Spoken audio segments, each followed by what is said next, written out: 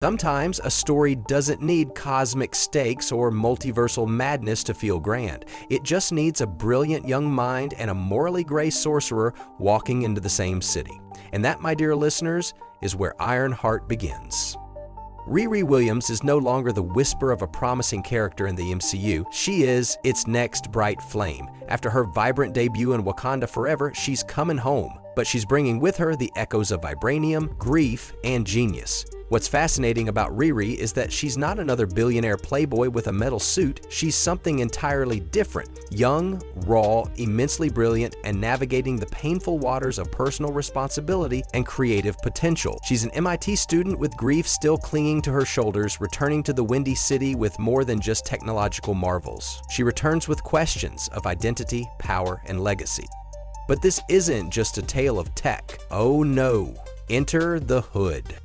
Anthony Ramos's Parker Robbins, aka the Hood, isn't your typical MCU antagonist. There's no sleek costume or galactic army, just a mystic hood that channels demonic power and a man haunted by his choices. His magic is gritty, primal, even unsettling. He's a character pulled straight from the alleys of Chicago, but with shadows crawling behind him that feel older than the city itself. And when tech collides with mysticism, the result isn't just chaos, it's philosophical warfare. What defines power? Is it coded in lines of Python or whispered in ancient tongues?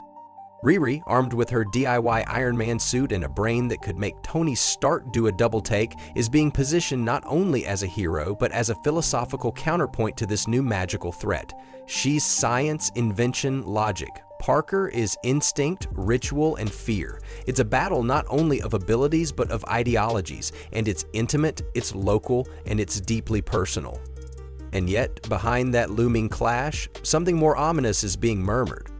Mephisto, yes, that devil of speculation has returned once more, like a shadow behind the screen. Whispers point to a certain trickster known for playing both demon and deal-maker, finally showing his face. The MCU has flirted with the infernal before, but now we're perhaps on the edge of a full reveal. If true, it's delicious. If false, it's still a clever ghost to chase through the series. Because if Ironheart is truly the bridge between science and sorcery, then who better to crown it than Marvel's Prince of Darkness himself? But let's not forget the charm in the quieter moments. Riri isn't just building armor. She's piecing together her sense of purpose.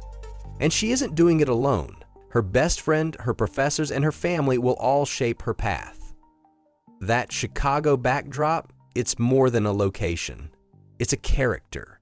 A city as layered and soulful as any in the Marvel canon. There's something refreshing about seeing an origin story not trying to leap into the stars, but instead digging deep into community, culture, and personal growth.